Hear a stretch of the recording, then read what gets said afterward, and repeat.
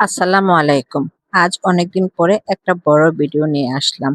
শুরুতেই চলার পথ এতটা মসৃণ সুন্দর থাকে না।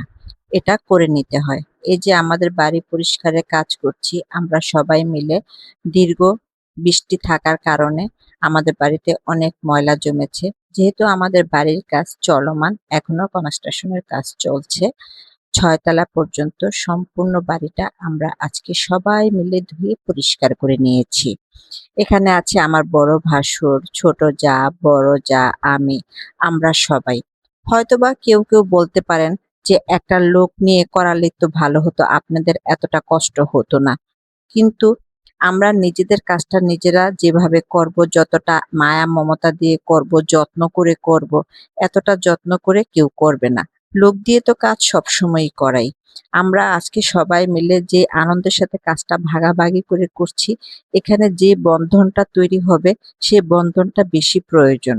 সবাই একসাথে কাজ করলে কাজ সহজ হয়। তারপর নিজেদের বাড়ি বলে কথা। আমাদের নিজেদের আগে যখন টিন শেড বাড়ি ছিল তখনও আমরা সবাই একসাথে বাড়ি পরিষ্কারের কাজ করতাম। এখানে আমাদের কোনো বিভেদ নাই। আমার শ্বশুরবাড়িতে আমরা সবাই এতটা মিলেমিশে থাকি, কেউ বলবে না কে ভাসুর, কে জা, কে ছোট ভাইয়ের বউ। আমরা সবাই এক। আমাদের সবাইকে এতটা আপন করে নিয়েছে তারা। ধন্যবাদ সবাইকে। ভিডিওটা ভালো লাগলে সবাই লাইক, কমেন্ট, শেয়ার করে পাশে থাকবেন। আপনাদের একটা কমেন্ট আমার অনুপ্রেরণা।